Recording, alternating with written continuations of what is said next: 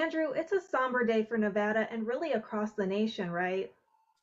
Yeah, Stephanie. I mean, he was probably the most famous politician in Nevada's history. And you can trace his kind of political rise from the very tiny town outside Las Vegas called Searchlight. It's an old mining town. It has, I think less than 600 people. And he was born and grew up just in destitute poverty. And then, like you said, he reached the heights and the pinnacle of power as Senate Majority Leader. And he retired from the Senate back in 2016. And remember, I don't know if you remember, but he took a really nasty fall on a treadmill, and it really interfered with his vision. He wore an eye patch after that, and he was severely injured due to that. And then, of course, we learned that he got that pancreatic cancer diagnosis, which is what ultimately led to his demise. But he was such a power broker, and I'm thinking of things like helping shepherd through the Affordable Care Act, one of President Obama's signature achievements. Also, the financial bailout after 2008 and the Great Recession. And you can think of how many Americans were struggling at that time. And I think that was about $800 billion of federal government money bailing out. And that kind of seems like chunk change now compared to some of the rescue plans we've seen in relation to the COVID-19 pandemic. But it really kind of got the economy back up and running. But so yeah, and today the ceremony will be taking place in Las Vegas. So many people are going to be there. Former President Obama will be eulogizing Reid, President Biden, rather, and the First Lady will be there. Chuck Schumer will be there. Nancy Pelosi will be there. And then, of course, congressional leaders invited he and his family, and Reid will lie and stay in the Capitol next week. And so that's always something to see, the flag draped coffin there in the rotunda as mourners will pass by. But today is going to be a pretty somber ceremony. I'm looking forward to hearing some of the speeches, also some of the musical performances. Carole King will be performing. Brandon Flowers of the Killers will be performing. He's kind of a Las Vegas staple. And I've been kind of remembering a lot of former senators that served in that body that we have lost in 2021. And Harry Reid was one of the biggest ones of them. Yeah, and you were saying that, a lot of leaders, Democratic leaders, will be showing up today. You have two presidents. You have President Biden, you have a former President Obama, and you have other political leaders like Pelosi and Schumer making remarks as well. It really is a testament to how much he gave to this nation. Would you agree with that? Yeah, and you could, and Harry Reid said this while he was alive, and Barack Obama said this too, that when Obama was a freshman senator from Illinois, Harry Reid urged him to run for president in 2008. And Barack Obama had said, he thought he was too young. He didn't have enough experience. He just got to the Senate.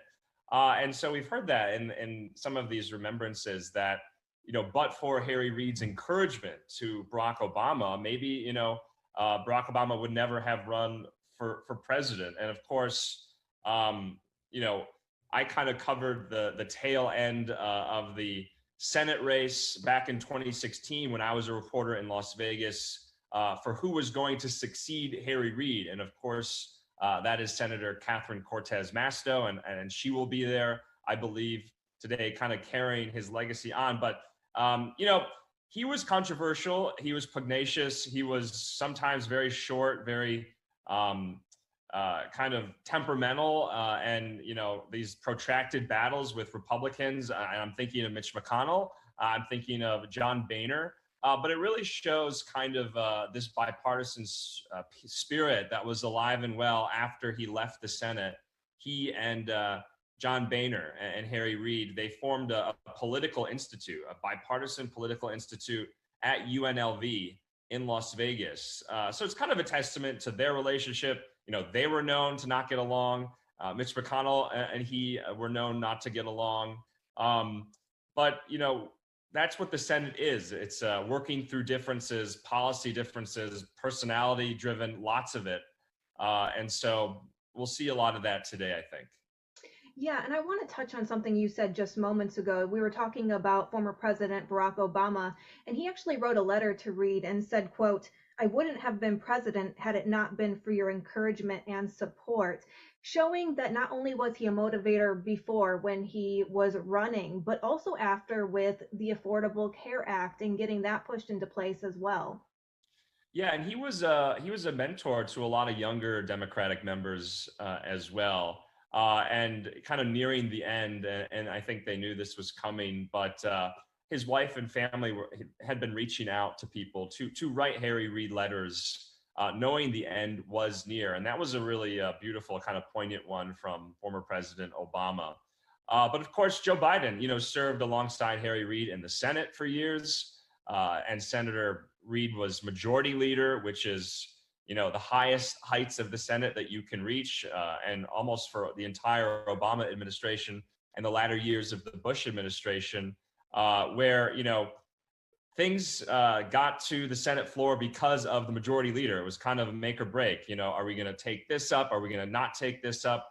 And so it's a very powerful position. We also lost another Senate majority leader, Bob Dole, earlier last year as well, in the same month rather. So yeah, you'll be seeing a lot of those remembrances. I thought this was kind of interesting as well, but I have been reading a lot of anecdotal stories about how Harry Reid operated, and he was known for hanging up the phone without saying goodbye a lot of the times. If you're walking in the halls of Congress, you're on the phone, you're trying to make deals, and he would just abruptly hang up without saying goodbye, even to President Obama at the time. So I thought that was kind of indicative of, he was a no nonsense guy. He was, a former boxer back in college and high school, and really rose through the ranks of Nevada politics to get to the Senate. But it was a long, long road. I mean, he had a lot of setbacks. He didn't win his first race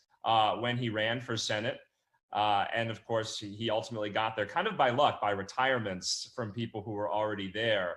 But then he stayed there. He had a lot of staying power politically that he accrued in the state of Nevada. And now, Stephanie, we know that the airport in Las Vegas is now known as the Harry Reid International Airport. That literally just happened a couple of weeks ago. So it was kind of a final note on his legacy there in Las Vegas. Well, and that's a good segue because, of course, he was known across the nation, but he really played a pivotal part for the state of Nevada. Yeah, yeah. I mean, he served on the gaming commission, and he took on the mob literally. And there's a lot of clips I've been watching where these mob bosses who used to control a lot of the casinos on the Las Vegas Strip in the kind of early to late 70s really went back and forth with Harry Reid, who was chair of the Gaming Commission. And I remember kind of reading a part in his obituary in the New York Times where his wife found a bomb underneath their vehicle when they were living in Nevada, when they were living in Las Vegas, presumably planted by the mob. And so it was really scary, but he didn't back down. He stood firm in his convictions, and he wanted the state of Nevada, especially gaming and gambling there, to be fair and to be upright. You said that and mentioned this a little bit earlier today, but of course, Harry Reid will be the one remembered today in this memorial. But we unfortunately did lose a lot of Senate members in 2021. Yeah.